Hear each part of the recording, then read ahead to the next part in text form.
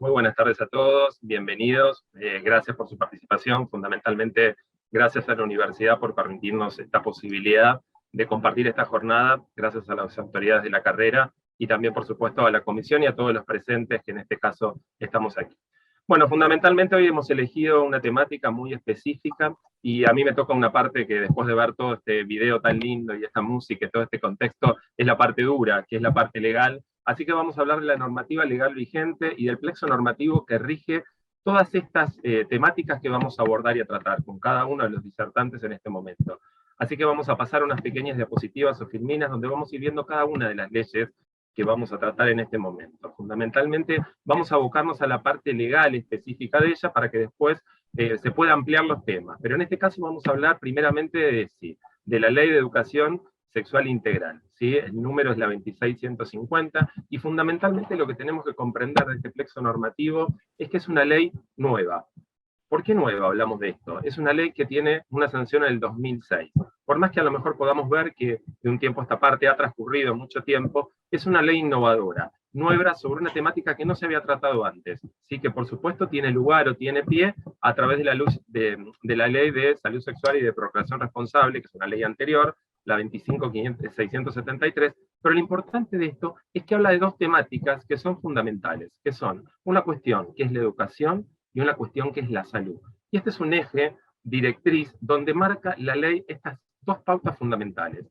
Como vimos recién en la filmina que nos pasó recién Gabriela, tiene un ámbito de aplicación, que es un ámbito territorial, donde se desarrolla. Esta ley se aplica a todo el territorio nacional, incluye a todas las provincias, incluye a la capital federal y también incluye a los ámbitos municipales.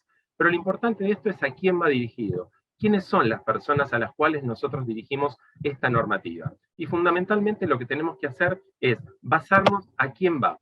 Va fundamentalmente a los estudiantes, ¿sí? A las personas que ingresan en este proceso educativo. Y va no desde un nivel superior, sino desde un nivel inicial.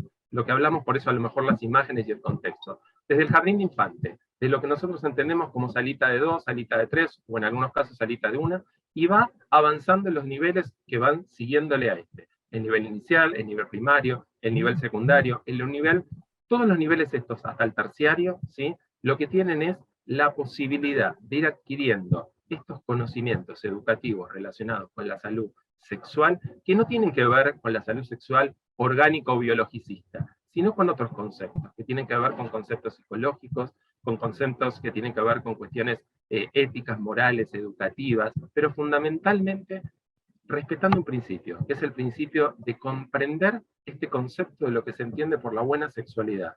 Darle la posibilidad a que los niños empiecen a adentrarse en este tema, y fundamentalmente la norma lo que tiende es, como todas las normas que vamos a ver, a garantizar un principio, que es el principio fundamental y elemental de cualquier norma, que es el principio de autonomía. Y aunque hablemos de un principio que a lo mejor es tan importante, y en cada una de las áreas específicas que nosotros desarrollamos en nuestras labores, lo podemos asociar a la profesión, es muy fundamental y elemental porque es la base de todo ser humano.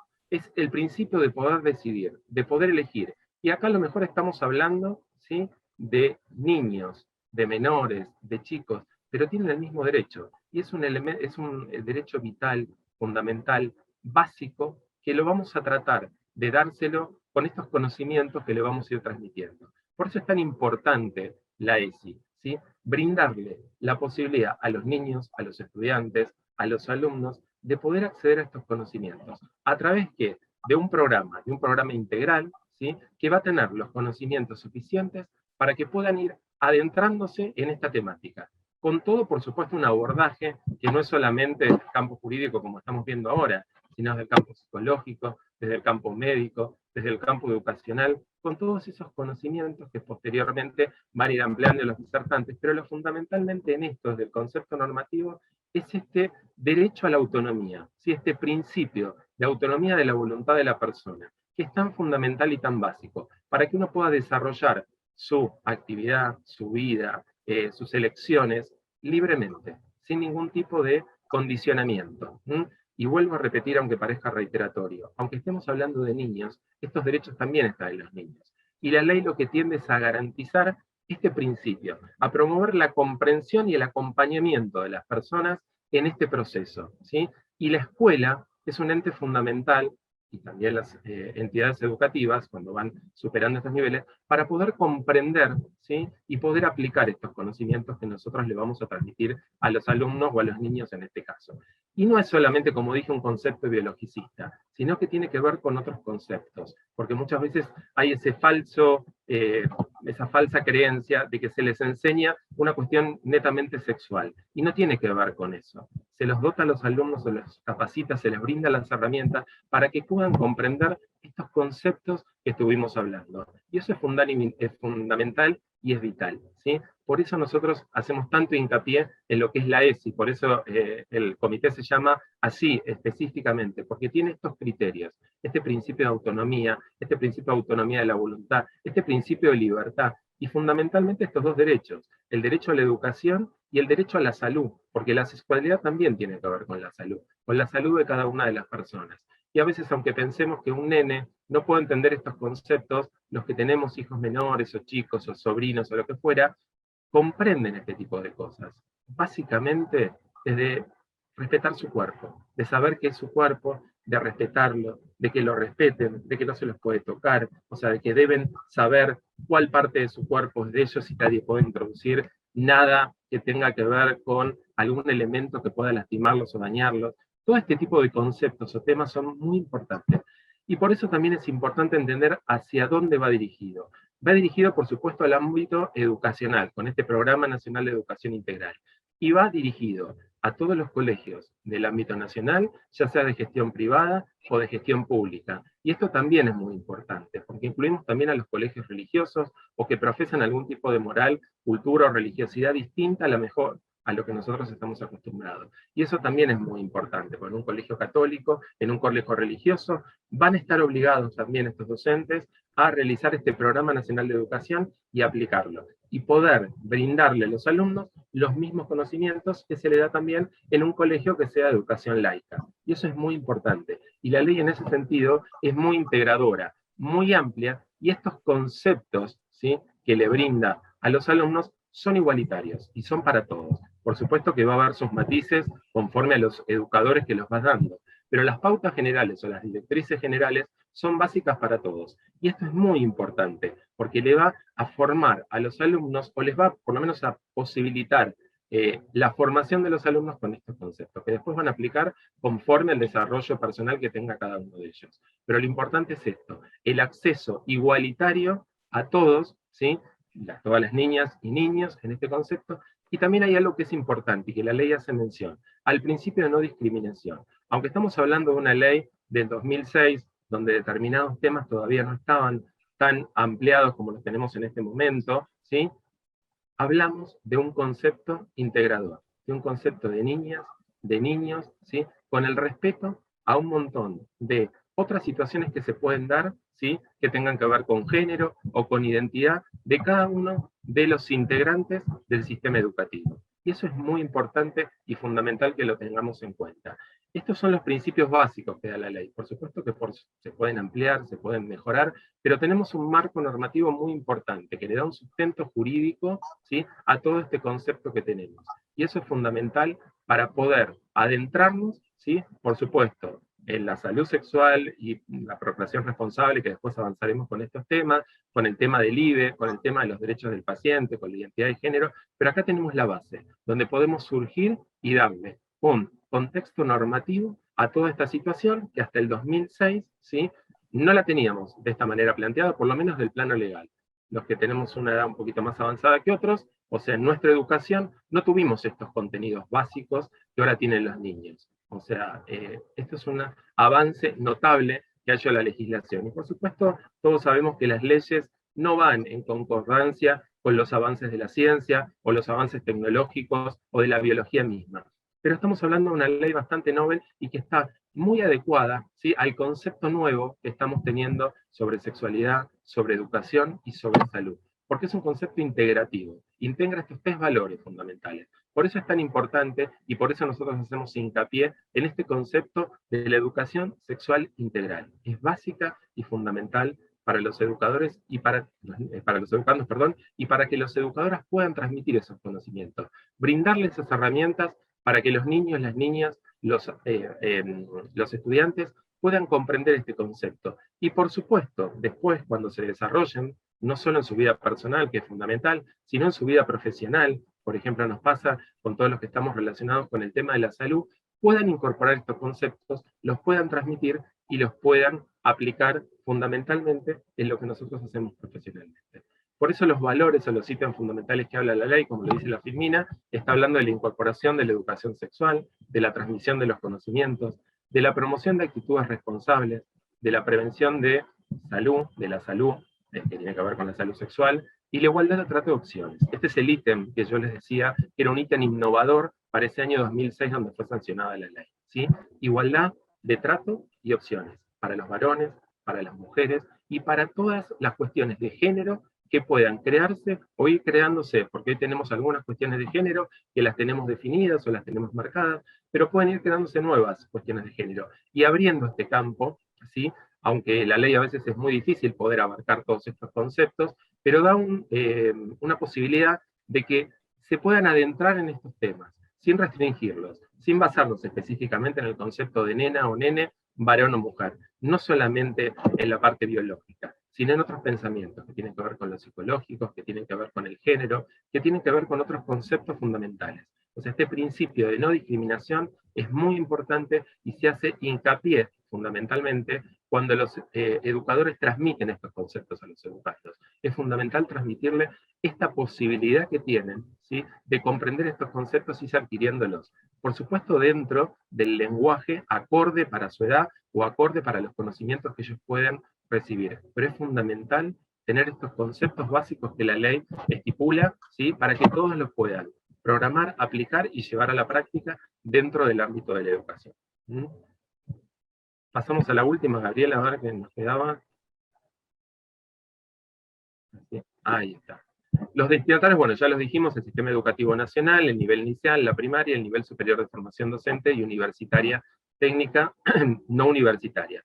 Fundamentalmente, ¿por qué se hace hincapié en esto? Porque lo que tendemos acá, y fundamentalmente la comisión también lo tuvo presente, es que nosotros después somos formadores, ¿sí? Y también después, aparte de ser formadores, trabajamos con gente. O sea, habitualmente, en la mayoría de los casos, nosotros los que estamos aquí reunidos hoy, trabajamos en el ámbito de la salud. Y trabajamos con personas. Y por eso relacionamos después la Ley Nacional de Derechos del Paciente. Porque lo que estamos hablando es de la posibilidad que tenga la persona, llegado su momento, a poder decidir libremente. En el caso de la salud, a decidir sobre la salud. Pero en este caso, a decidir sobre su educación, a decidir sobre su identidad, a decidir sobre su integridad, sobre su sexualidad y sobre todo los conceptos fundamentales que regulan esta normativa legal vigente, que aunque a lo mejor es acotada y es muy básica, porque a lo mejor si uno la ley y no lee el decreto reglamentario, va a ver que es una ley corta o sencilla, pero tiene un montón de basamentos que abre las puertas a nuevas normativas.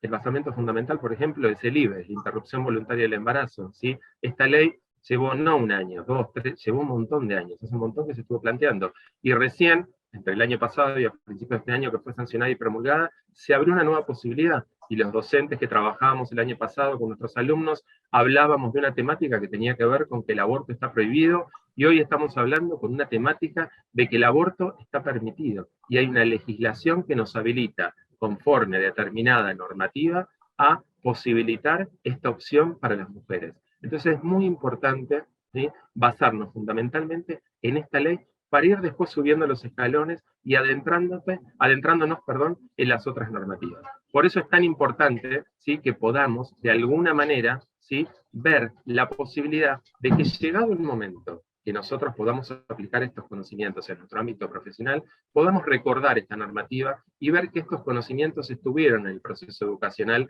de nuestros hijos, nuestros sobrinos, nietos o lo que fueran, y es la posibilidad o es la piedra fundamental, el basamento para que podamos empezar, ¿sí?, a avanzar en este tema, ¿sí?, trabajar sobre esta temática. Y es muy importante este desafío de poder nosotros tener en cuenta estos contenidos para poder aplicarlos diariamente o todos los días en relación a este tema.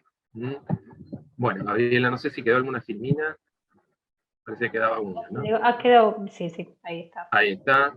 Bueno, si quieren, hacemos una breve mención a lo que contiene el Programa Nacional de Educación Sexual Integral, que promueve la comprensión y el acompañamiento en la maduración afectiva de las niñas y niños, ayudándolos a formar su sexualidad y preparándolos para establecer relaciones interpersonales positivas.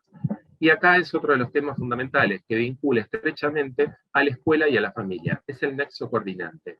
Y una parte importante también de esto es, aunque parezca algo duro a lo mejor al decirlo, la obligatoriedad de la ley.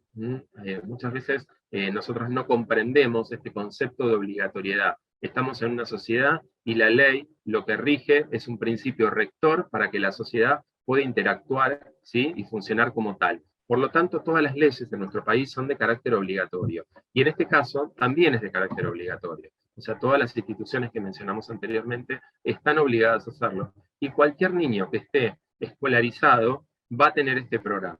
Y por eso es tan importante este concepto de obligatoriedad, porque todos van a tener este concepto también de igualdad. Todos van a acceder a este mismo nivel educativo o este mismo nivel de conocimientos para poder llevar a la práctica posteriormente con su desarrollo personal todos estos conceptos que estuvieron viendo. Y esta obligatoriedad, ¿sí?, muchas veces a lo mejor pone en juego algunos valores escuela-familia. El desafío es que podamos interactuar, tanto la escuela como la familia, para que los chicos le podamos brindar todos estos conocimientos sin que exista esta rispidez entre el concepto de lo que nos dice la escuela y la familia. La idea es que estos conceptos se igualen y podamos acceder a estos conocimientos, ¿sí?, todos en forma igualitaria. ¿Quedó una más, Gaby? A ver, tenemos Parece que ya una no. pregunta, Pablo, que Sí. quizás estaría bueno. Un participante nos dice, no lo digo como chiste, si el cura de mi colegio dice que se autopercibe como un pibe de 15, entonces está bien que se folle a una niña de 15, no tendría que estar preso. ¿Lo Sí, querás, no, lo sí, querás responder vos? sí, no cabe duda que esto es una clara violación, primero al Código Penal, o sea, donde hay un delito que se está cometiendo que es una violación. O sea, no cabe duda que acá hay una conducta delictiva y procesalmente corresponderá a la sanción que se le imponga conforme a eso. Pero lo importante en relación a esto es no mezclar la temática que tiene que ver con esta normativa, con estos conceptos fundamentales. No sé si te querés ampliar algo más, Gabriela, en relación a esto, pero creo que Claro, que hay que hacer la una clara ley diferencia. no hace, claro, que la ley no avala prácticas violentas, justamente todo lo contrario. Si pensamos en darle herramientas a los niños van a poder identificar el abuso, y si hay un cura que se autopercibe de 15 años, por más que se autoperciba de 15 años, si toca a un menor es un delito. Entonces, está Exacto. bueno que la ESI da estas herramientas de poder permitirle a los niños que identifiquen que es un abuso, que si, por ejemplo, bueno, nos quedamos con el caso que planteaba la persona, ¿no?, que el cura se autopercibe, que es un cura. Lo importante es que ese niño que se acerca a esa persona, a ese abusador, pueda identificarlo y que después pueda expresarlo, y que la familia también, por eso incluye a la familia, que la familia también pueda comprender y hacer oídos de lo que ese niño dice o de las señales que ese niño da. Así que una cosa es la ley de educación sexual integral y otra cosa es, la ley de género, que quizás se De confunde género. con esto, Sí, de cómo nos podemos autopercibir. Nosotros autopercibir. nos podemos autopercibir de muchísimas maneras, sanamente, sin agredir al otro. Lo que es un crimen, no importa cómo te percibas. ¿Sí? Lo que Exactamente. está mal. No hay que mezclar, hay que separar mucho, y hay que mirar de forma crítica, positivamente, digo, ¿no? Porque si vamos a criticar, después surge, más adelante lo vamos a hablar un poco, que dicen, bueno, yo me autopercibo perro, a veces salen estas Exactamente. frases que son poco felices, porque no tiene nada que ver con el alma de la ley en sí, ¿no? Y con lo que busca promover. Así que bueno, No, sí. y fundamentalmente, Gabriel, lo que hay que hacer hincapié es no mezclar, o sea, este concepto de autopercepción o identidad de género, lo que fuera, con una clara violación del artículo 19 de la Constitución, que dice que todas las acciones quedan privadas a cada una de las personas, siempre y cuando no dañen a un tercero. Y en este caso hay un daño a un tercero. No cabe duda que uno puede hacer lo que quiere dentro de su ámbito personal, moral, ético, religioso, sexual, de lo que fuera, siempre y cuando no cause un daño a otra persona. Y en este caso causa un daño, no cabe duda, a una persona, y aparte viola la ley. Entonces esta violación, o sea, no respuesta justificada en ningún ámbito ni en ningún planteo. O sea, no hay que mezclar este concepto de autopercepción o como uno se percibe, como vos decías, uno se puede percibir como un perro y no por eso manejarse como un perro dentro de un aula. O sea, la verdad que no tiene que ver, o sea, con este derecho individual de cada uno, sino que nosotros vivimos en sociedad y en una comunidad, y en la comunidad hay conductas regulatorias que tienen que ver con una normativa, que en este caso son las leyes. Y una violación a esta ley, además es una clara violación, es algo flagrante, o sea, estamos violando una ley, una normativa que está establecida en el Código Penal. Entonces, bueno, no hay lugar a duda de que esto claramente es un Claro, delito. tal cual, sí, sí. Bien. Bien, creo que no quedaba ninguna más de Bien. esta, Perfecto. esta presentación, así que voy a dejar de No sé compartir. cómo vamos con el tiempo, Gaby. ¿Querés que vayamos al IBE? Estamos bien. Si querés compartimos IBE, así Bien. que me ubico en tiempo y espacio. Sí. Perdón. Vamos a empezar en este contexto a hablar de IBE, que es la interrupción voluntaria del embarazo. Como ustedes saben, también es una ley muy nueva, la 27610. Específicamente, lo que permite la normativa legal vigente, que es lo que no permitía anteriormente, es la interrupción voluntaria del embarazo. ¿Y por qué habla de voluntario? Antes de la sanción de la ley, teníamos un código Pablo, penal que establecía... Sí, perdóname. Comparto, disculpen. Bueno, acá estamos hablando entonces del IBE, el acceso a la interrupción voluntaria del embarazo. Primero es fundamental para desmitificar algunas cuestiones que tienen que ver con si la ley es abarcativa o es exclusiva o excluye a alguien o no. Es una ley netamente abarcativa, porque abarca todas las posturas. Y esto no tiene que ver si uno está de un lado o del otro. Cada uno tiene o puede tener su postura individual sobre esta temática, una postura ética, religiosa, moral o lo que fuera. Pero esta es la normativa que tenemos hoy vigente. ¿Sí? A partir de este año tenemos esta nueva norma, que es una norma que es integrativa. ¿Y por qué digo que es integrativa? Porque posibilita a la mujer o a la persona gestante, porque la ley habla de la persona que tenga la capacidad o la posibilidad de gestar, ¿sí? A interrumpir el embarazo, cosa que la otra ley no hacía. La otra ley prohibía directamente la interrupción del embarazo. Esta ley lo que hace es integrar las partes. ¿Por qué lo hace de esta manera? Porque posibilita a la mujer o a la persona que lo desee hacerlo, y a la que no lo desee le da la posibilidad de no hacerlo. O sea, no lo obliga. La ley anterior obligaba a las personas que no querían, que no habría ningún problema, pero también obligaba a las personas que querían realizar el aborto. Y en la mayoría de los casos, si realmente era una decisión y una voluntad, la persona tenía que recurrir a un método ilegal, o sea, porque estaba violando claramente la ley. En este caso, esta ley lo que hace es posibilitar que las dos posturas, ¿vieron? Como hablamos de un lado los celestes, un lado los verdes, que las dos posturas tengan la posibilidad, la normativa de decidir. ¿Sí?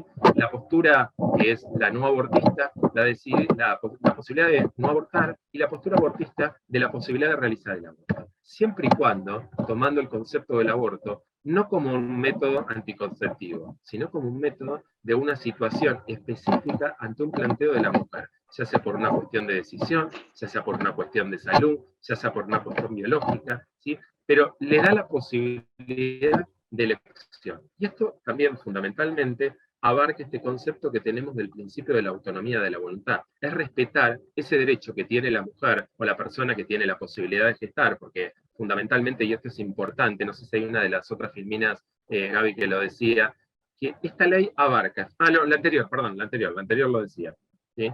Las destinatarias, las mujeres y las personas con otra identidad de género que tengan capacidad de gestar. Es una ley avanzada, ¿sí? Porque lo que hace fundamentalmente es posibilitar o dar el lugar a las mujeres y también a cualquier otra persona, ¿sí? De identidad de género distinto que tenga la capacidad de gestar. Esto es abriéndose a un campo que hoy todavía no tenemos definido, ¿sí? Pero que próximamente vamos a empezar a definir en relación a distintas posibilidades de identidades de género y a las distintas posibilidades de capacidad de gestar. Porque por hoy hablamos de la persona que lleva en el vientre, ¿sí? Al feto, al bebé o como lo quieran identificar, ¿sí? Pero en este caso también da la posibilidad de hablar de otras capacidades de gestar, como puede ser la subrogación de vientre, ¿sí? Esta posibilidad, aunque hoy todavía no está bien claro definida en la ley, nos deja un interrogante para poder plantear.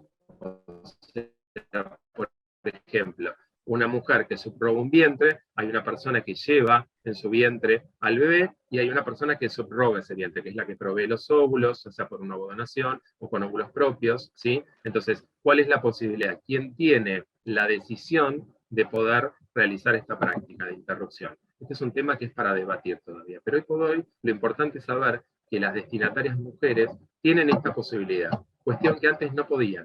Las mujeres no podían decidir, ¿sí?, si abortar o no abortar. Hoy por hoy la ley les da la posibilidad específica de poder elegir, ¿sí?, realizar esta práctica. Para eso la ley tiene un plexo normativo y tiene determinadas características o condiciones para poder posibilitar esta interrupción del embarazo. Aparte de garantizar, no cabe duda, el derecho a la salud de la persona y todo lo que tenga que ver con el posaborto, hay algo que es muy importante y que se discutió mucho antes de sancionar la ley. ¿Cuál era el tiempo o el plazo para poder realizar o posibilitar este aborto? Si era hasta los 2 meses, hasta los 3, hasta los 4. Se estableció un plazo específico, que son de las 14 semanas inclusive. Ese es el límite gestacional. Hasta ese momento se puede realizar voluntariamente la interrupción del embarazo. Esto no quiere decir que no se pueda realizar con posterioridad, pero si se realiza con posterioridad, hay determinadas condiciones que posteriormente vamos a ver. Pero lo fundamentalmente importante es que hasta las 14 semanas inclusive, la persona va a poder decidir, ¿sí?, realizar esta intervención. Y para esto no necesita ni el consentimiento del progenitor masculino, ni el consentimiento de una persona o alguien que esté de afuera, sino solamente su expresión de voluntad. Este principio de autonomía de la voluntad, el principio de la libertad básico, de decidir sobre el cuerpo de uno. Por más que esto estuvo muy en discusión, y a lo mejor hay varias posturas, y a lo mejor son aceptables cada una de las posturas, y son respetables, y a lo mejor muchas de las personas no comprenden este concepto todavía, pero hay una norma que es muy amplia y muy abarcativa de estas posturas, y no los obliga a realizar esta práctica, sino que les da la posibilidad, ¿sí?, de las personas que la quieren realizar, realizarla. Y las que no la quieren realizar, no la realizan. ¿Y cuál es la clave fundamental de la norma? Es la no punibilidad, ¿sí?, la no sanción. Esto es lo importante, porque antes de la sanción de esta norma, lo que teníamos era la concreción de un delito.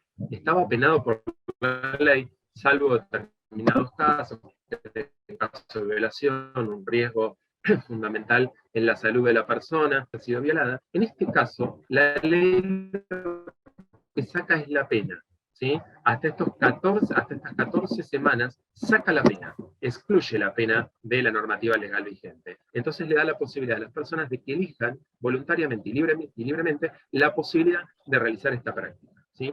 Cuando transmitimos, o sea, la voluntad a la persona que va a realizar la intervención, en este caso la ley abarca a todas las instituciones nacionales, a todas las instituciones públicas, privadas, obras sociales, entidades benéficas, para todo, digamos, el espectro de la salud, para todos los prestadores de la salud, están obligados al cumplimiento de esta norma. Cuando la persona, perdón, Gabriela, ¿querías decir algo? Tengo una pregunta en el chat, no sé Sí, por favor. de ahora. ¿Sí? Dale, sí. Dice, ¿la ley también establece a un psicólogo para la persona que aborta? Porque creo que no todos quedan bien psicológicamente luego de tomar esa gran decisión. Pregunta bueno, a ver, la ley específicamente no lo habla, en la reglamentación hay una mención al equipo de salud, y como todos sabemos, las instituciones, al tener un equipo de salud, está integrado seguramente por psicólogos, psiquiatras y un montón de asistentes sociales, un montón de profesiones que van a ayudar o a acompañar en este momento a esta persona, en esta elección o en esta voluntad que tiene. O sea que está cubierto por ese lado, tiene esa cobertura. Volviendo al tema de cuando la persona decide o manifiesta la decisión de interrumpir el embarazo, cuando se lo comenta al efector de salud, el efector de salud también tiene un plazo, y son 10 días. Y se discutía si eran días hábiles o días no hábiles. Son días corridos. La sanción habla de 10 días corridos desde el momento de la expresión de la voluntad de la persona para brindarle la prestación. Y esto es muy importante, a lo mejor, con las entidades, digamos, de medicina prepaga o las obras sociales, donde a lo mejor esta prestación a lo mejor es un poco más complicada y no está tan arraigada, porque los plazos a lo mejor se pueden extender. Entonces la ley lo que garantiza es la posibilidad de que la persona en este lapso de 10 días tenga la resolución de esta intervención.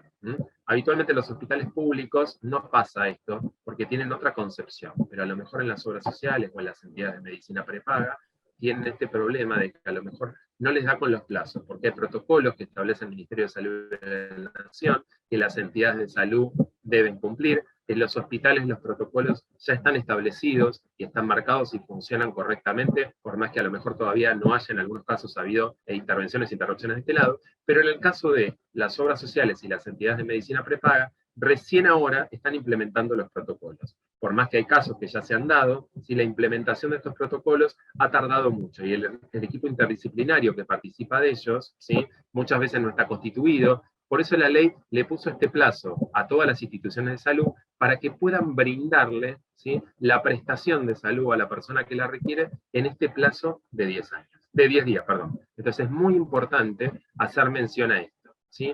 Esta, digamos, expresión de la voluntad es claramente el ejercicio de la libertad, ¿sí?, y el reconocimiento de los derechos garantizados en la Constitución. O sea, la mujer puede claramente expresar su voluntad libremente sin que sea condenada por una ley. Y esto es lo más importante a tener en cuenta.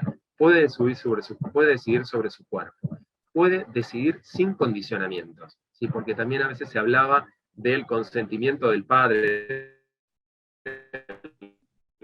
cónyuge o la persona con la cual hubiera gestado al niño. Y esto se sacó de la ley, porque acá se garantiza fundamentalmente su vida, ¿sí? Y acá, no sé si hay algún médico presente, o bueno, todo lo que tenga que ver con el tema de la salud, van a poder discutir si a lo mejor un embrión tiene la condición de vida o no. La ley estableció que hasta las 14 semanas, ¿sí?, no se está realizando ningún delito. Por lo tanto, no se considera ni homicidio, ni un delito, ni nada que tenga que ver, como estaba relacionado a la ley anterior, a una tipificación específica del Código Penal, ¿sí? La mujer queda liberada. El caso famoso de Tejerina, hay un montón de mujeres que fueron condenadas, ¿sí?, por realizar un aborto, han quedado desterradas conforme a esta normativa legal vigente. Y eso es muy importante. Y también la ley hace mención a algo que también es muy importante, a la objeción de conciencia. Y esto tiene que ver no para la parte de la persona que elige la interrupción del embarazo, sino para las instituciones de salud que van a realizar este tratamiento y para los profesionales que van a realizar este tratamiento o esta interrupción del embarazo. Y habla fundamentalmente de la objeción de conciencia por cuestiones que tengan que ver con la moral, con la ética, con la religiosidad, pero dándole un contexto distinto al que nosotros tenemos o entendemos como objeción de conciencia, que habitualmente podemos comprender o aplicar en el ejercicio de nuestras profesiones. Fundamentalmente lo que hace es garantizar el acceso a la prestación de salud de la mujer. ¿Y cómo lo hace eso? ¿O cómo lo genera la ley? ¿Cómo lo posibilita? Con la obligación impuesta al profesional que utilice o argumente este derecho, que es el de objeción de conciencia, a que habilite a otro profesional de su misma calidad, ¿sí?, o su misma incumbencia o expertise, para que pueda realizar este procedimiento o esta intervención. Y lo mismo lo hace con las instituciones, en este caso fundamentalmente con las instituciones religiosas, que por una concepción moral, religiosa o ética, ¿sí?, no están de acuerdo con esta práctica, con esta interrupción, entonces están obligados, ¿sí?, a brindar otro efector o otro prestador que realice esta práctica. ¿Para qué? Para no dejar a la persona, ¿sí?, con sus derechos legítimamente peticionados sin poder ser satisfechos. Entonces esto es lo importante a tener en cuenta en relación a la objeción de conciencia. Hay algo que también es muy importante remarcar, que tiene que ver con la condición, con la objeción de conciencia post-aborto, ¿sí? Previo al aborto, los profesionales y las instituciones pueden ejercer la objeción de conciencia, pero cuando hablamos de objeción de conciencia post-aborto, o sea, cuando la intervención fue realizada, ni los profesionales ni las entidades de salud pueden aplicar este derecho, o sea, no pueden negarse a realizar la práctica. Muchas veces un profesional que recibe un paciente que viene a una intervención del embarazo dice, bueno, mis condiciones me abstengo. Bueno, esa abstención no está permitida por la ley. Y específicamente lo aclara ¿por qué? Porque la interrupción del embarazo ya llevó a cabo. Y estamos hablando ahora de una práctica de salud, conforme o igual a cualquier tipo de práctica, por más que la interrupción también lo hace porque lo pone dentro del mismo plano de igualdad de cualquier prestación de salud, pero le da, ¿sí?, la potestad al profesional y a las entidades de abstenerse cuando es la interrupción del embarazo. Pero cuando ya el embarazo se interrumpió, ¿sí?, y se realizó la práctica post-aborto, están obligados, ¿sí?, a realizar la práctica. Pablo, tenemos algunas preguntas. Bueno, hay un par. Dame un segundo que vamos a hacer. Sí. Dice, ¿no sería justo si la mujer tiene derecho a no tener el bebé sin aprobación del varón, que el mismo tenga opción de decidir legalmente no hacerse cargo del niño si en el principio quería abortar y la madre no quiso? Esto es como desligarse de la paternidad, ¿no es cierto? Sí, exactamente. Bien. A ver, es claro que acá el poder de decisión, la ley se lo otorga a la mujer. ¿Sí? Es claramente esto. El poder decisorio, el principio de autonomía de la voluntad, lo aplica a la mujer. Acá el padre ha quedado al margen. ¿Sí? No puede resolver en relación a si se realiza la práctica o no se realiza la práctica. Y el padre, por voluntad, también esta práctica o a no realizarla. O sea, de ninguna manera, ni por un lado ni por el otro. Ni el hombre puede obligar a la mujer que no esté de acuerdo a realizar la práctica, ni viceversa. El hombre no puede obligar a la mujer que está decidida a realizar la práctica. No sé si ha quedado respondida. Bien. Sí, hubo un caso hace muy poquito de un hombre que quería tener la paternidad del niño y estaba como obligando a la mujer a proseguir con el embarazo y fue negativa, pudo acceder al aborto porque se considera Sí, fue negativo. esto. Sí, hay cuatro. Sí. Hay cuatro fallos nuevos, digamos, de que se sancionó la ley hasta ahora, que han salido negativos en relación a esto. ¿Sí? O sea, la potestad del padre en este caso no es considerada, sino la voluntad y la expresión de la voluntad de la madre.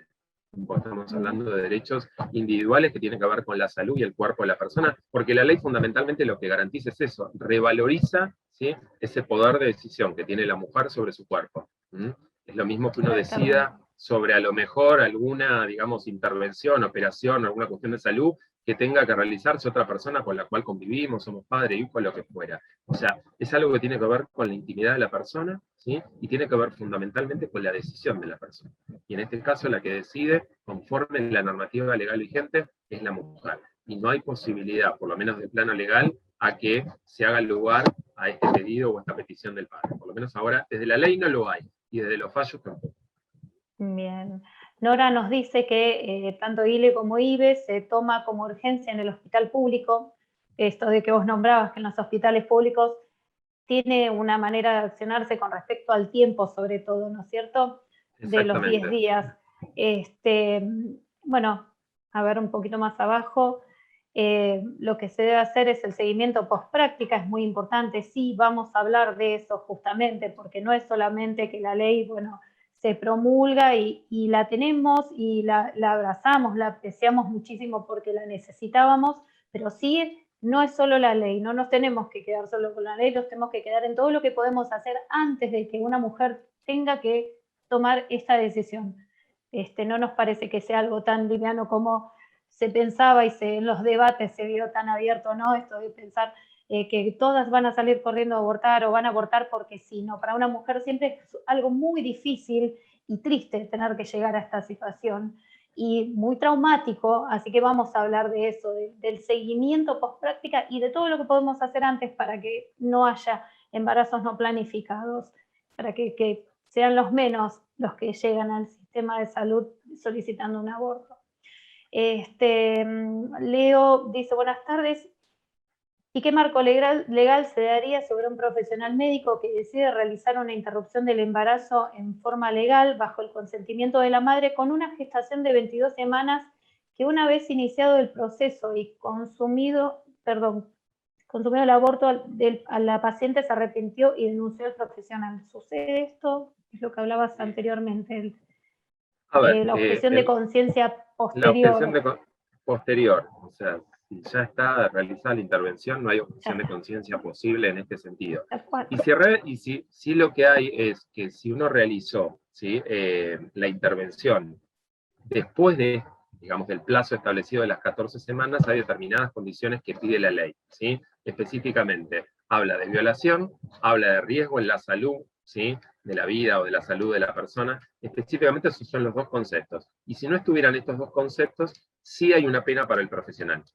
Para el profesional que Claro, realizó esto, sin esto, porque ahí ya empezamos a hablar nuevamente de delitos, ¿sí? Son las penas que establece la ley conforme al no cumplimiento de este plazo de las 14 semanas inclusive, y también a, que no se da, pero creo que no se da habitualmente, pero también a realizar la intervención sin el consentimiento de la gestante, en este caso de la madre. O sea, ahí hay una pena que va de los 3 a los 10 años de prisión para el profesional que actúa sin el consentimiento. O sea que la verdad que me suena raro que pase las instituciones, pero puede llegar a pasar que a lo mejor el profesional interviene y realiza la práctica de interrupción sin el consentimiento de la madre.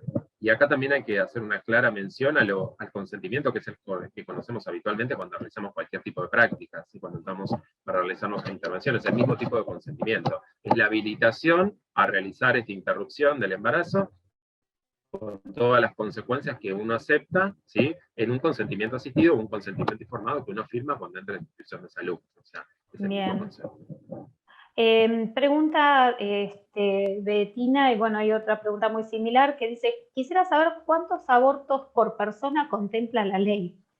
A ver, la ley, esto no estamos hablando de un concepto de prestación por cantidad. Acá estamos hablando de una cuestión de interrupción del embarazo conforme a la posibilidad o al derecho que tiene una persona de elegir esta interrupción del embarazo sin lo que tiene que ver con la cantidad. No estamos hablando como un tratamiento de fertilidad, que la ley habla de una cantidad específica de tratamientos conforme a una determinada edad. Acá no habla ni de tiempo, ¿sí? O sea, el tiempo me refiero a la edad de la madre, ni tampoco habla de la cantidad de la interrupción de los embarazos. Las obras sociales están obligados a cumplirlo, como si fuera una intervención de rodilla, no, la ley no dice 2 intervenciones de rodilla, ¿sí?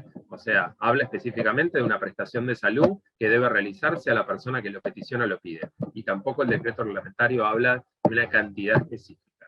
O sea, igualmente, convengamos que creo que vos lo marcaste, Gabriela, la gente esto no lo toma como un método anticonceptivo. No es que habitualmente va a tener relaciones, va a tener un bebé y va a ir a abortar. O sea, Es es que una decisión muy justamente, importante, claro, muy justamente a raíz difícil, de, es muy traumática. y a raíz de esta pregunta, tengamos en cuenta de que cuando, sobre todo en los hospitales, existe la planificación familiar, existe, hay herramientas para trabajar desde un hospital con esas madres que llegan, con esas madres, perdón, con esas personas que llegan solicitando un aborto. No es que se terminó el proceso de aborto y ya está, nos olvidamos, nos desentendemos de la persona. Se hace un seguimiento. A ver, es importante que las instituciones, y por eso se nombra también la importancia de la ESI, la importancia de la comprensión de las leyes, la importancia de la aplicación, por ejemplo, de la ley Micaela, ¿sí? Que hace que todos los sistemas aporten a que esa persona se vaya con mayor información, que esa persona se vaya con mejores medios y recursos para afrontar lo que en su momento no le fue bien, ¿sí? Que terminó en un embarazo no No planificado. deseado, no planificado. Sí. Exactamente, entonces es parte de esta convocatoria es eso, ¿no? Poder plantarnos como personal de salud y comprender que las personas no vienen solamente a abortar y se van, no vienen solamente a preguntar cómo me puedo cuidar y se van. Tengo que tratar de trabajar con eso, tengo que indagar, tengo que tener tacto, fineza en poder comprender en qué situación socioeconómica, cultural, qué es lo que trae esa persona, qué bagaje de información trae, si es la correcta, si es incorrecta, hasta qué nivel está informado. Bueno, son muchos aspectos y entiendo que todos los que están hoy aquí presentes tienen interés en poder participar y para modificar esto, ¿no? A nadie le gusta el aborto y yo entiendo esto que nadie quiere que las personas aborten, no es algo que se utilice como método anticonceptivo, como bien dijiste, Pablo, sino que, bueno, es una herramienta para no morir por las fallas de los métodos anticonceptivos. Lo que estamos buscando es que la gente no muera por razones absurdas, ¿no? Que se pueden prevenir. Bueno, es acompañar esta decisión tan quizás conflictiva, ¿sí? O una decisión difícil para una persona, con más herramientas para que no tenga que volver a pasar por lo mismo. Y si tiene que volver a pasar por lo mismo, las puertas están abiertas. Y ojalá que con mayor abordaje para que no haya una vez más, ¿no es cierto? Y además también es importante, Gabriela, remarcar que antes de la sanción de la ley, esto se hacía, o sea, las prácticas de interrupción del embarazo se hacían.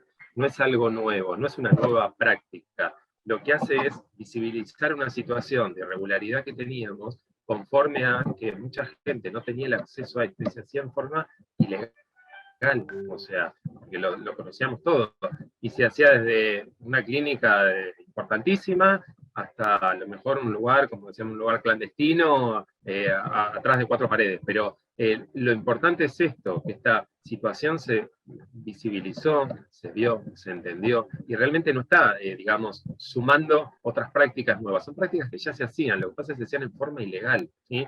Y exponían a la persona a un riesgo mucho mayor, porque exponían a la persona al riesgo de su vida, o sea, por realizar una práctica Claro. oculta, escondida, con profesionales no autorizados, no preparados. Entonces, todo esto lo que conllevó es este debate tan grande, porque, o sea, un debate muy grande el tema del aborto y todo, pero conllevó, trajo como resultado esta norma que puede ser perfeccionable, porque se puede perfeccionar, se pueden mejorar en algunos aspectos, pero lo importante es que legalice una práctica que se hacía, que estaba instituida, que se realizaba, pero no estaba legalizada. Y fundamentalmente lo que se hace es evitar, ¿sí?, mayor cantidad de muertes, ¿no? Muertes de personas que morían en salas clandestinas por realizar abortos, donde no había personas idóneas para poder realizarlo, y tampoco había las condiciones de asepsia o las condiciones elementales en un hospital o en una institución de salud. Y eso es muy importante. Exactamente, o el tiempo de gestación, ¿no? Porque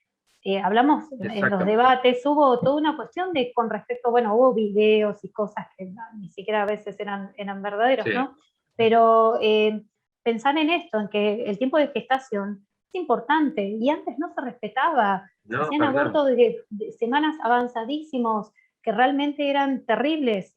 Era, bueno, ahí estaba la alta tasa de El mortalidad, ¿no riesgo, es cierto? claro. El riesgo cardíaco. Pregunta Lidia, ¿se realizó investigación si la adolescente tiene la facultad y la madurez para decidir la realización del aborto? ¿Existe un equipo multidisciplinar post-aborto? Bueno, esto lo preguntaron varios, ¿no?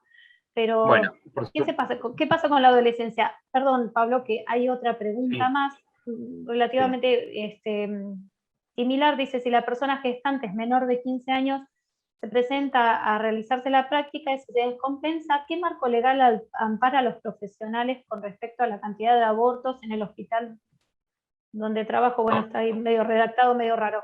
Pero no, puntualmente esto.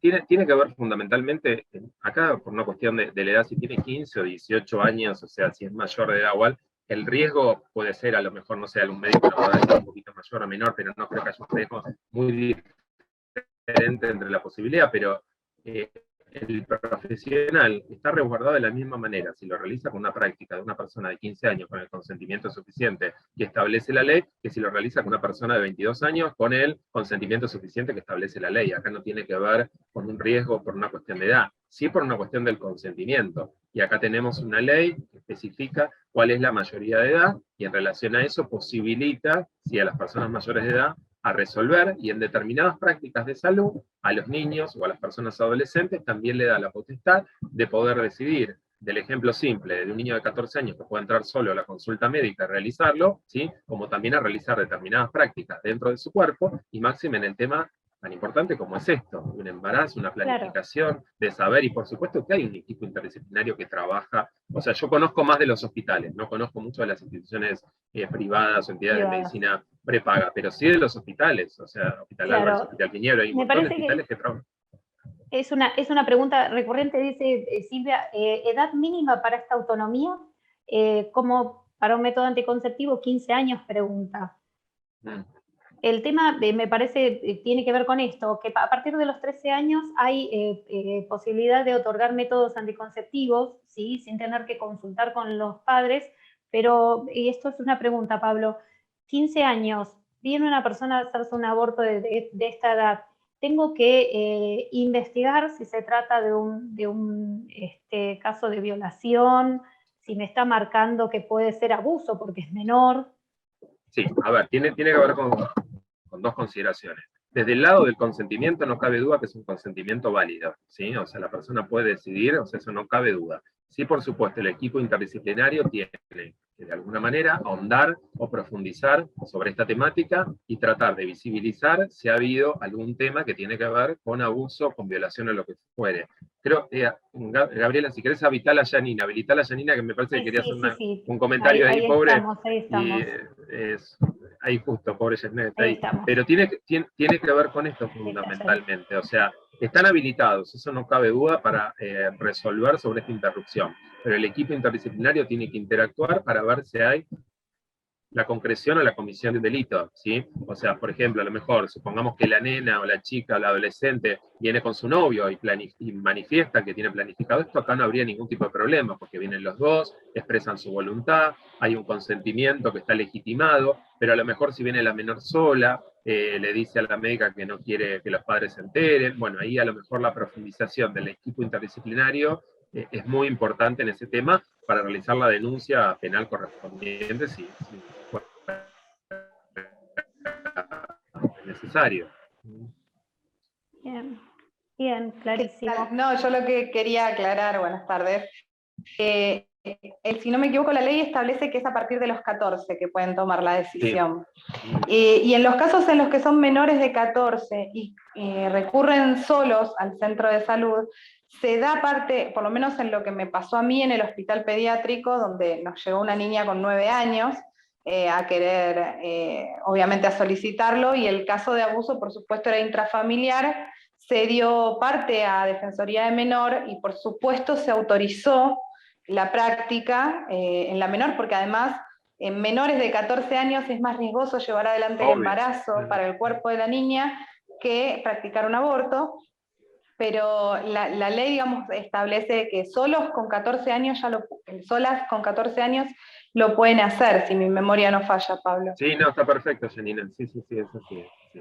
Por eso, la capacidad y la manifestación de la voluntad es clara y legítima, en este caso que planteaban algunos de los participantes. O sea, puede realizarlo sin ningún problema, y el profesional no corre ningún riesgo, porque está, digamos, garantizado por la ley su actuar profesional. O sea, esto también, la ley no solamente le brinda la posibilidad de la libre elección a la mujer, sino que les brinda un respaldo legal que no tenían a los profesionales. Esto también es muy importante, ¿sí? Porque a lo mejor hay muchos profesionales que en instituciones públicas, no sé si se recuerdan unos casos muy resonantes, a lo mejor se abstenían de realizar la práctica, no por una objeción de conciencia en sí, sino porque tenían miedo que a lo mejor después les llegaran demandas por una práctica indebida o incorrecta, no porque ellos objetaban la acción, sino por el miedo a. O sea, entonces muchas veces planteaban, bueno, no, esta práctica no la queremos realizar porque no queremos ser denunciados penalmente por la asociación X o por una persona porque habíamos realizado una práctica que estaba, entre comillas, penada por la ley. Entonces también la ley lo que hace es posibilitarle a los profesionales actuar correctamente sin ningún tipo de problema o perjuicio que puedan llegar a tener, siempre y cuando cumplan con este procedimiento o con esta ley. Pero es fundamental por ese lado también, garantizarle a los profesionales la seguridad jurídica de que están obrando correctamente sin ningún riesgo para una mala praxis o algún tipo de problema de este tipo. Bien. Bueno, no hay más preguntas. No hay más preguntas. Nos quedaron las diapositivas pausadas porque no fuimos con las preguntas, pero bueno, no sé si... No, creo que, bueno, son los derechos fundamentales. Perdón, hay una pregunta más. Bueno, a ver, léela, Ale, si querés. Sí. Oru Allende dice, y a pesar de poder acudir solas desde los 14 años y no necesitar ser acompañadas por un adulto, ¿es correcto por parte del profesional o la institución dar aviso a la familia? A ver, no hay ningún requisito legal que le impida al profesional dar aviso a la familia, pero lo que pasa es que estamos teniendo en cuenta que es una persona capaz para resolver y para dar un consentimiento en relación a realizar una práctica, no hace falta, avisarle a la familia por una cuestión legal para subsanar de alguna manera este consentimiento que esté viciado. O sea, lo pueden hacer siempre y cuando la voluntad del paciente, en este caso, sea realmente que le avisen a la familia. Si la voluntad es no avisarle, si tiene la capacidad de realizar la práctica, no tiene por qué requerir la autorización del familiar, o sea que no está obligado el profesional a avisarle al familiar, siempre y cuando la persona no lo requiera. O sea, esto básicamente tiene que ver con la Ley Nacional de Derechos del Paciente. Claro, me atrevo a decir que es también para poder... y decidir sobre su cuerpo. Claro.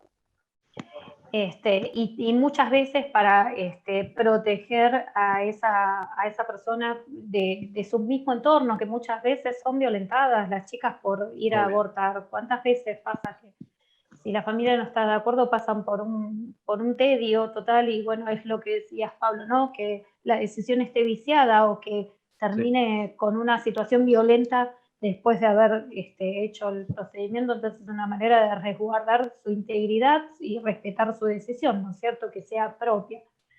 Queda claro que cada vez que una persona, que una mujer se acerca a un centro de salud pidiendo un aborto, es completamente personal, no hay nadie más que ella, su cuerpo y la solicitud.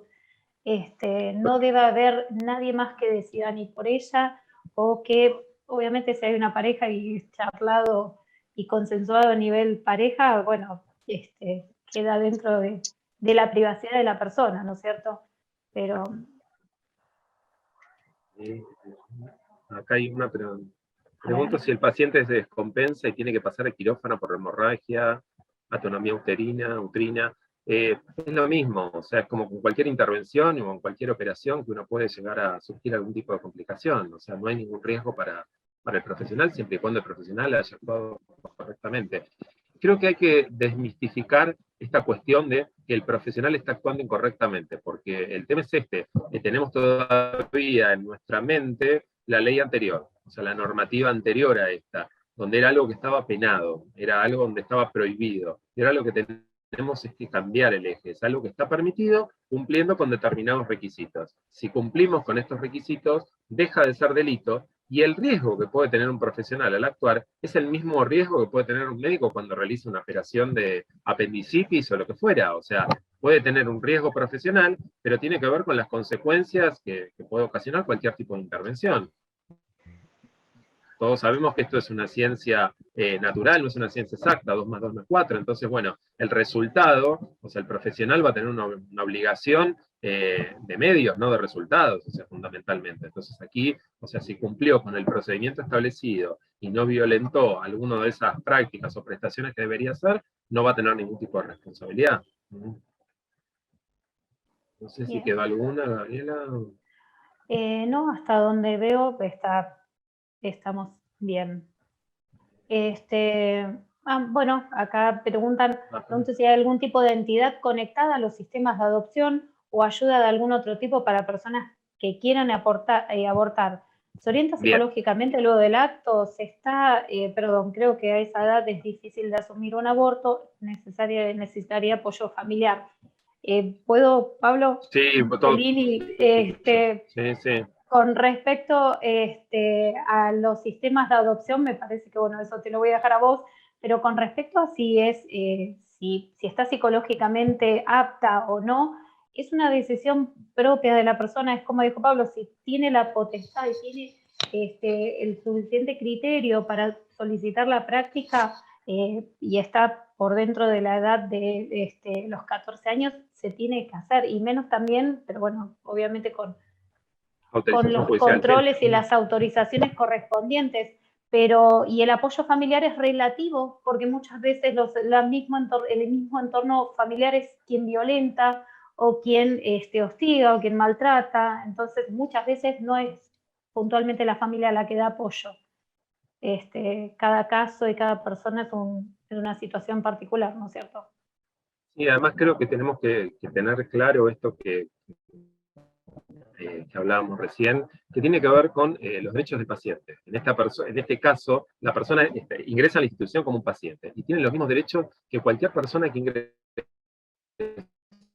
como paciente a una institución o una entidad de salud. O sea, es una práctica dentro del ámbito de la salud, y hay que entenderlo como tal, o sea, como una práctica o una prestación de salud, que es una interrupción de un embarazo, lo que fuera, pero es una práctica de salud, que va a estar en el nomenclador como cualquier otro tipo de práctica, y que está, o sea, porque esta práctica o esta intervención necesita un montón de materiales, de cosas que ya están en el nomenclador, y en el nomenclador de todas las obras sociales, las entidades de medicina de salud, los hospitales, o sea, es una práctica que ya está habilitada porque hay una ley que lo habilita. Entonces es como que la discusión cae, o sea, o este tema de la adopción, hay un sistema de adopciones que está abierto para las personas que quieran adoptar y para las personas que a lo mejor no quieren llevar a cabo, digamos, el nacimiento del hijo, pero no quieren abortar, y bueno, lo dan en adopción. Es una cuestión distinta. Acá es una cuestión de la persona que elige realizar una intervención para interrumpir un embarazo, ¿sí? Hay gente que a lo mejor no quiere tener a su niño, pero tampoco quiere abortar, y tiene toda la posibilidad de darle una adopción. Y un juez después decidirá, conforme al RUAGA, que es el organismo en Capital Federal que lleva a cabo las adopciones, si ese niño puede ser dado en adopción o no. Pero la persona que elige o decide la interrupción del embarazo está dentro de su derecho. Esto es lo importante, garantizarle ese derecho a la mujer. Si no, sería un condicionamiento esto de decirle, bueno, si no lo lleva el embarazo a término para después darlo en adopción. La persona que quiere llevar el embarazo térmico lo va a llevar, y después, si no quiere tener al bebé, o sea, como propio, lo va a dar en adopción. Pero en este caso la mujer elige la interrupción del embarazo, la no continuación de ese embarazo. Entonces hay que respetar y garantizar esa potestad que tiene la persona, en este caso la mujer o la persona que tiene la posibilidad de gestar, para decidir en relación a esto. Eso creo que es muy importante tenerlo en cuenta. Pablo, hay dos preguntas. Una es, te leo las dos. Dice, tengo una duda, el adolescente de 13 a 14 años para consulta médica debe entrar con los padres o tutores. Por esta causa es que que acusan al profesional de enfermería o médico de abuso. ¿Cómo se entiende que un adolescente entre sola a la consulta para solicitar un aborto sin familia? Y la otra, si querés, te leo las dos, ¿el personal de salud se puede negar a realizar un aborto? ¿Hay algún tipo de denuncia si el médico u otro rechaza esto, o directamente lo lleva a cabo otro médico y listo? Bueno, esta última pregunta ya medio la contestamos en relación a la objeción de conciencia. O sea, la persona se puede, digamos, negar a realizar la práctica, aplicar su derecho a objeción de práctica. No lo puede hacer cuando hay una práctica que tiene que ver con el posaborto. En el caso que hablaban de la persona de 13 años que ingresa a la consulta o a lo que fuere, la persona, el enfermero o el profesional que lo atiende, no va a ser acusado de ningún tipo de delito de abuso, nada, si realmente el delito no existió, no se realiza. O sea, me parece que es bien básico y elemental tener en cuenta de que si el profesional cumple con todo el procedimiento correcto, no va a tener ningún problema. Puede haber casos puntuales que en algún caso se puede llegar a dar, pero me parece como que la explicación básica es si la persona tiene la capacidad de poder decidir actuar sobre una intervención, también lo puede hacer cuando una consulta médica, o sea, ingresar sin los padres. O sea, acá no, la ley específicamente no habla de un consentimiento paterno para poder realizar esta práctica. Habla de la decisión de la persona de realizarla libremente sin ningún tipo de condicionamiento. Y esta es la potestad que tiene la persona, sea que tenga 14 años en adelante. En el momento, tampoco habla de un límite, no habla de un límite de edad específico. O sea, sí habla de un límite de edad para realizar la práctica como menor, pero después para arriba no habla de un límite de edad. Te acompaño en la respuesta un poquitito, sí, Pablo. En cualquier caso que una persona adulta también ingresa sola a la consulta, puede darse una situación de abuso. No tiene que ver en sí con la práctica en particular que está solicitando el paciente, sino con un problema en quien abusa. No empecemos ya desde temprano a juzgar a las víctimas o a las personas porque van a pedir esta práctica. Sí, no tiene que ver con la práctica en sí, o sea, tiene que ver con el hecho delictual que se puede llegar a realizar, pero no con la práctica en sí. O sea. Pablo, te habilitamos la última pregunta porque tiene que seguir Juan, si no nos desacomodamos con los tiempos, pero pregunta Mari, en el caso de que sea extranjera, ¿también recibe la misma atención en el caso de abuso o requiere algún permiso? Pregunta. No, a ver, nosotros tenemos una Constitución Nacional, o sea, con un preámbulo donde establece que cualquier persona que necesite los principios fundamentales establecidos en nuestra Constitución tiene derecho a usarlo. Uno de los principios fundamentales es el derecho a la salud y el derecho a la vida. O sea que cualquier persona, sea extranjera, sea nacional, o de la índole que sea, del grado, digamos, de nacionalidad, tiene el mismo derecho que una persona argentina a realizar esta práctica. No hay una cuestión que lo excede o lo exime de, que porque sea extranjero no lo puede hacer. No. Bien.